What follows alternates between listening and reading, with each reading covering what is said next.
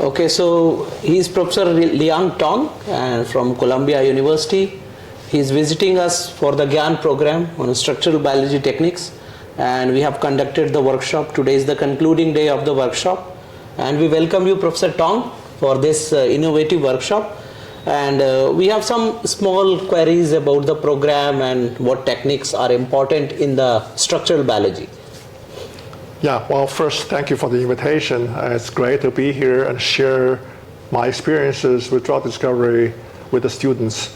So structural biology has a central role in the drug discovery process. And I think the student learning some aspect of that, learning how to analyze these things, all these structures, will be an important part of their education, will be also very helpful for them in their future. Okay, that's very good, but one thing always comes in the mind of everybody, including the biotechnology industry. So when we are getting through the structural biology techniques, what techniques you have taught to the students during the course? Okay, so the major techniques are crystallography and cryo-EM. Cryo-EM is now the best or the most powerful technique these days. So I introduced them to both. And also I introduced them to how to analyze protein structures and look at how proteins interact with ligands, this and that. So I think this is sort of another aspect that gives them a sense how you can develop a small molecule that can modulate functions of proteins and turn them into drugs in the future. Okay, so how you like the students? They interacted with you, they were good? Yeah, they have good questions, and they are certainly very interested, and good interactions between with the students over the past 5 days now.